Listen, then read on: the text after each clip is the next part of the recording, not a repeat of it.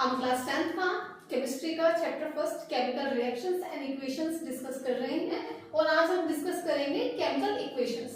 Chemical equations क्या होती हैं? Representation of chemical reaction using symbol and formula of the substance. Chemical reactions को formulas और symbols का यूज करके उसको रिप्रेजेंट करना, उसको बोला जाता है केमिकल इक्वेशन। केमिकल रिएक्शंस पिछले वीडियो में हो चुका है कवर, तो आप प्लीज वो वीडियो जरूर चेकआउट कीजिएगा। तो केमिकल रिएक्शन में एक एग्जांपल लेकर चलते हैं। जैसे हमारे पास दो रिएक्टेंट्स हैं, हमने उसमें डिस्कस किया था। जो हमारे लेफ्ट साइड होते हैं, जो केमिकल रिएक्शन में पार्ट लेते हैं, जो दो सब्सटेंस के बीच में केमिकल रिएक्शन होता है, उसको रिएक्टेंट्स कहा जाता है। अब हम समझते हैं कि बैलेंसिंग ऑफ केमिकल इक्वेशन कैसे करते हैं। ये केमिकल इक्वेशन आपको दिखाई दे रही है। Mg मैग्नीशियम को ऑक्सीजन के साथ रिएक्ट करवाया जा रहा है, ये रिएक्टेंट्स है। उधर वो प्रोडक्ट बना है मैग्नीशियम ऑक्साइड MgO। ठीक है, तो जब हमें इसको बैलेंस करना है तो सबसे फर्स्ट स्टेप है हमने इसको सिंबलाइज्ड फॉर्म में लिख दिया। ठीक है, मैग्नीशियम और ऑक्सीजन और मैग्नीशियम ऑक्साइड था, ये हमने इसको सिंबल्स में लिख दिया। अब हम इसके चारों तरफ एक बॉक्स बनाएंगे। ये बॉक्स हमने क्यों बनाना है? जब आप एक्सपर्ट हो जाएंगे, जो कि आप हो जाएंगे 2-3 एग्जांपल करने के बाद, अपने ध्यान से समझेंगे तो फिर आपको ये बॉक्स बनाने की जरूरत नहीं रहेगी। फिलहाल हमने ये बॉक्स इसलिए बनाने हैं ताकि हम ये समझ पाए, हमारे दिमाग को हम ये समझा पाए कि बॉक्स के अंदर हमें कोई भी चेंजेस नहीं करने हैं। जो भी चेंजेस होंगे बॉक्स के बाहर होंगे। जो ऑलरेडी लिखा हुआ है, जो हमें इक्वेशन पहले से दे रखी है, उसमें हम कोई भी चेंजेस नहीं कर सकते। तो इसीलिए हमने बॉक्स बना दिए हैं, रेड बॉक्स बनाया है कि खतरा है, इसके अंदर हमने बिल्कुल भी एंटर नहीं करना है। तो पहले हम लेफ्ट हैंड साइड और राइट हैंड साइड में नंबर ऑफ एटम्स को लिखते हैं। ठीक है, जैसे ये मैग्नीशियम है, इसके साथ कुछ भी नहीं लगा तो यानी कि वो सिंगल है। ऑक्सीजन के 2 एटम्स हैं, बाद में क्या हो गए, 2 ही मैग्नीशियम के एटम्स हैं, 2 ही ऑक्सीजन के। अब ये 2 बाहर एक बार लिखा हुआ है, आप कहेंगे कि उसका ऑक्सीजन का कहाँ है ये वाला 2। देखो, जब कोई भी ये एलिमेंट है, ठीक है, मैग्नीशियम अकेला एक एलिमेंट है, ऑक्सीजन अकेला एक एलिमेंट है। जब इनको साथ में लिख दिया, जब इनका रिएक्शन हो गया, ये प्रोडक्ट बन गए, ये कंपाउंड बन गए। जब 2 एलिमेंट साथ में लिखे जाते हैं, इनको क्या बोला जाता है, कंपाउंड। तो इसके बाहर कोई भी नंबर हो, ये 2 पे जितना हक इस Mg का है उतना ही इस O का भी है। ठीक है, समझ आया आपको? ये जो बाहर 2 लिखा हुआ है, किसी कंपाउंड के बाहर कोई नंबर लिखा हुआ है ना, अगर बड़े नंबर में यूं पूरा ऐसे कोई नंबर लिखा हुआ है, ठीक है, जैसे 2H, जैसे 2H2O, अगर बाहर ऐसे नंबर लिखा हुआ है तो वो कंपाउंड के दोनों एलिमेंट्स का है, दोनों हो, तीनों हो, कोई भी हो। ठीक है, जैसे C6H12O6 ग्लूकोज है, तो अगर इसके बाद मैंने 12 लिख दिया तो ये 12C का भी है, ये 12H का भी है, ये 12O का भी है। ठीक है, क्लियर हुआ आपको कि ये सभी के साथ में है।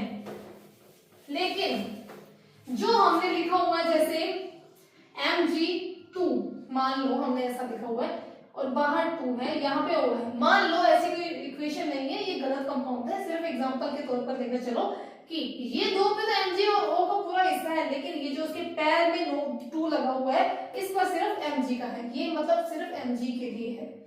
तो ये 2 × 2 यानी कि 4 एटम्स Mg के हैं इसमें। ठीक है, ऑक्सीजन के 2 एटम्स हैं, चाहे हम यहाँ लिख देती हूँ मैं, ठीक है, 2 एटम्स है। क्लियर हुआ आप लोगों को?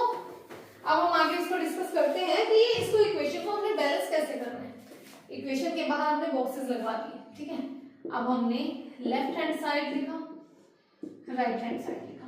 ठीक है, अच्छे से बॉक्स बनाएंगे हम इसका। तो लेफ्ट हैंड साइड हमारे पास क्या है, Mg है और O है, इतना ही। उधर क्या है, Mg है और O है। क्लियर? इधर Mg के कितने एटम्स हैं, 1, O के कितने एटम्स हैं, 2, उधर Mg के कितने एटम्स हैं, 2, ऑक्सीजन भी है 2। ठीक है, आपको बताया ना मैंने, जैसे कि 2 बाहर लगा हुआ है तो वो कंपाउंड के दोनों एलिमेंट्स के लिए, दोनों के लिए है। तो इधर ऑक्सीजन को तो बैलेंस करने की जरूरत नहीं, ये तो बिल्कुल ठीक है, इसमें कोई कमी नहीं है। लेकिन ये 1 को हमने 2 करना है, तो हम क्या करेंगे, इसके बाहर यहाँ पर लगाएंगे 2, लगा दिया हमने 2 इसके बाहर। अब क्या वो बैलेंस हो गया, इधर हो गया Mg2, 2Mg 2Mg, 2 oxygen 2 oxygen. थे ऑक्सीजन 2, तो दोबारा से हमें लिख देना है हमारी इक्वेशन को 2mg प्लस O2 mgO यहाँ पर 2, इधर भी 2mg उधर भी 2mg, इधर भी ऑक्सीजन के 2 एटम उधर भी ऑक्सीजन के 2 एटम।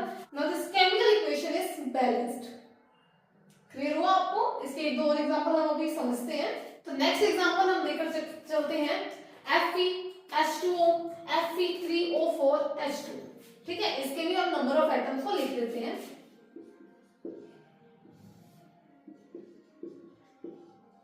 या फिर रिएक्टेंट्स या प्रोडक्ट्स भी आप लिख सकते हैं इसमें Fe है, हाइड्रोजन है, ऑक्सीजन है, इसमें भी आयरन है, ऑक्सीजन है, हाइड्रोजन है।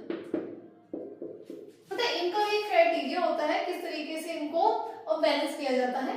सबसे पहले मेटल को बैलेंस करते हैं, उसके बाद नॉन मेटल को, फिर ऑक्सीजन को और उसके बाद हाइड्रोजन को। तो ये सीक्वेंस होता है जिसके थ्रू इनको बैलेंस किया जाता है, metal, non metal, oxygen and hydrogen. तो यहाँ पर मेटल क्या है, बस आयरन। पहले हम इनके देख लेते हैं। चलो, हाइड्रोजन के 2 एटम है, ऑक्सीजन का 1 एटम है, ये 3 है, ये 4 है, ये 2 है। ठीक है, देख लिया। अब हमें तो ये सबको बैलेंस करना है क्योंकि कोई भी इक्वल नहीं है। ठीक है, तो हम पहले Fe से लेकर चलते हैं। उधर 3 है, हमने इसके बाहर भी लिख दिया 3। हो गए बैलेंस, कंप्लीट, लिख दिया हमने, दोनों बैलेंस हो गए। अब हम चलते हैं हाइड्रोजन की तरफ, नहीं पहले हम जाएंगे ऑक्सीजन की तरफ। चलो मैं इधर पहले ना ऑक्सीजन लिख देती हूँ, हाइड्रोजन है हमारे पास 2। ठीक है, अब ऑक्सीजन 1 है, उधर 4 है, तो यहाँ पर क्या करना पड़ेगा हमें, ऐड 4 ऐड करना पड़ेगा हमें यहाँ पर, है ना। यहाँ पर हमें क्या ऐड करना पड़ेगा, 4। अब ऑक्सीजन 4 हो गए, उधर भी ऑक्सीजन 4 हो गए, लेकिन हाइड्रोजन अब इधर कितने हैं, 4 × 2 8, जो कि पहले हाइड्रोजन बैलेंस थे। मैंने भी बोल दिया कि वो कोई बैलेंस नहीं था, लेकिन हाइड्रोजन ऑलरेडी बैलेंस थे क्योंकि हाइड्रोजन इधर भी 2 थे, उधर भी 2 थे। अब कितने हो गए हाइड्रोजन, 4 × 2 8, अब 8 हो गए, वहां पे 2 रह गए। अब उसको बैलेंस करना पड़ेगा जाकर, तो जब इसको हम बैलेंस करेंगे तो इसके बाद भी हमें लगाना पड़ेगा 4 × 2 8। फिर से चेक करते हैं, 3Fe done, check. Second, oxygen कितने हैं, 4 ऑक्सीजन 4 ऑक्सीजन, चेक, बैलेंस्ड है ये भी। हाइड्रोजन कितने हैं, 4 × 2 8 4 × 2 8, दोनों साइड 8 हो गए, तो hence the equation is balanced.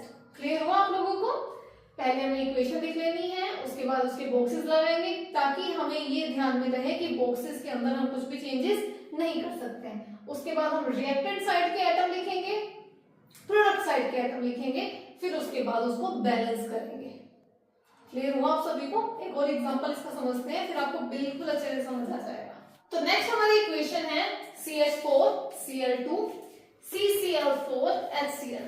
ठीक है, तो जब सबसे पहले हम क्या करेंगे, बॉक्सेस बना लेंगे इसके, ताकि हमें याद रहे कि बॉक्सेस के अंदर कोई भी चेंज नहीं करना है। ठीक है, तो ये जो हमारा CH4 मीथेन है हमारा रिएक्टेंट साइड, अब मैं रिएक्टेंट लिख रही हूँ। ठीक है, number of atoms in reactant side, number of atoms on product side।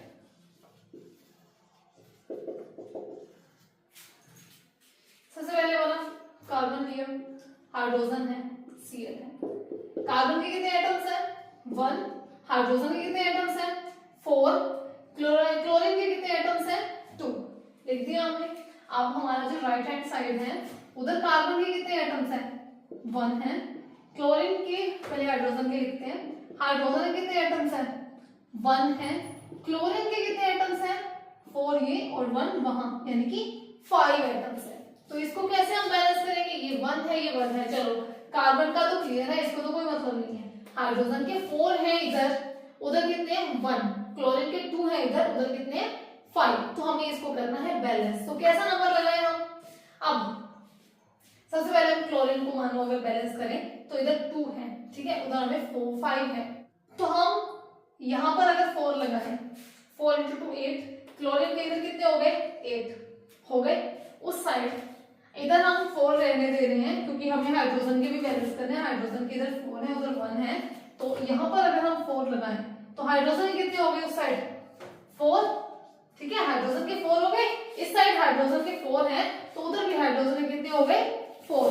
अब उस साइड क्लोरीन कितने हैं Cl4, 4 इधर है और Cl4, 4 ही उधर है, यानी उधर भी हमारे बैलेंस हो गए 8 हो गए।